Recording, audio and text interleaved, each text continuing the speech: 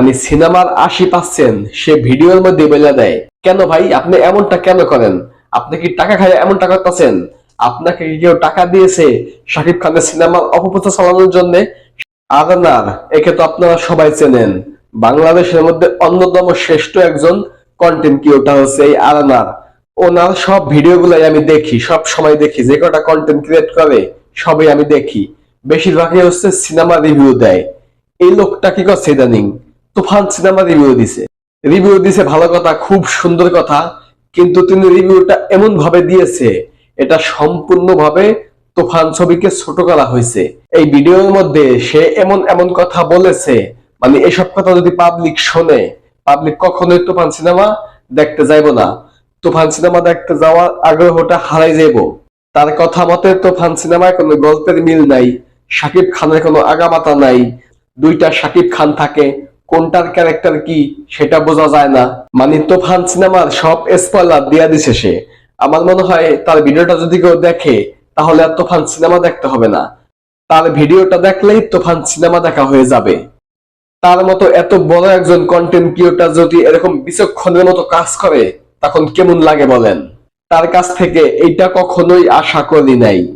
সে review দেয় ভালো কথা, সে সুন্দরভাবে রিভিউ দিব। সিনেমাতে কি হয়েছে না হয়েছে সব কাহিনী প্রথম থেকে লাস্ট পর্যন্ত সব তার ভিডিওর মধ্যে সে বলে দিতেছে।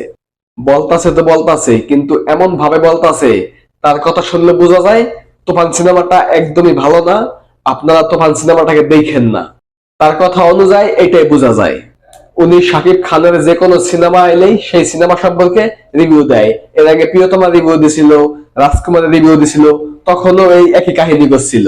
মানে সিনেমার 80% সে ভিডিওর মধ্যে বলে দেয়। কেন ভাই আপনি এমনটা কেন করেন? আপনি কি টাকা খায় এমনটা করতেছেন? আপনাকে কি কেউ টাকা দিয়েছে শাকিব খানের সিনেমার অপপ্রচার চালানোর জন্য? শাকিব খানের সিনেমার পাইরেসি করার জন্য কি আপনাকে কেউ টাকা দিয়েছে? আমার মনে হয় এদের মতো লোকদের জন্য সিনেমা পাইরেসি হয়। সিনেমা পাইরেসি করার পিছনে এদের হাত থাকে।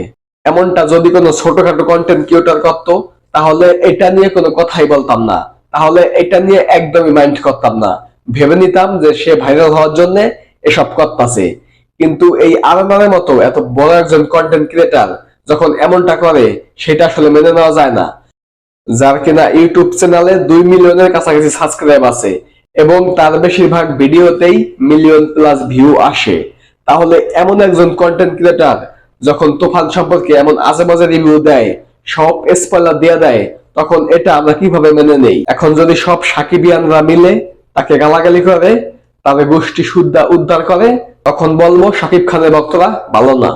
সে 14 মিনিটের একটা ভিডিও বানাইছে, তার মধ্যে 10 মিনিটেই মনে হয় তুফান সিনেমা শুধু কাহিনী বলছে।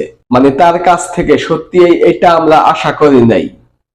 এখন একজন মানুষ যদি ভাবে তুফান সিনেমাটা দেখতে যাইবো, চিন্তা ভাবনা করে, এর আগে যদি তার ভিডিওটা চোখের সামনে আসে, তার ভিডিওটা দেখে, তার ভিডিওটা যদি দেখে ফেলায় ফুল, তাহলে তো তুফান সিনেমা দেখার আগ্রহটা হারাই ফেলতে পারে। কারণ আগে তো বললাম তার ভিডিওটা দেখলে তুফান সিনেমা দেখা হয়ে যাব। মানে এরকম ভাবে সে স্পয়লার দিছে, মানে সব কথা, ছবির সব কাহিনী সে তার ভিডিওতে বলে দিছে। তার এই ভিডিওর জন্য তুফান সিনেমার অনেক বড় ক্ষতি হতে পারে বা হয়েছে। তো তাকে এখন কি করা উচিত সাকিবিয়ানরা আপনারাই বলুন, কমেন্ট বক্সে মতামত জানাবেন এবং ভিডিওটাকে বেশি বেশি করে শেয়ার করুন যাতে আর কান পর্যন্ত পৌঁছায়, সে যেন দেখে বুঝতে পারে। ধন্যবাদ সকলকে। আসসালামু আলাইকুম।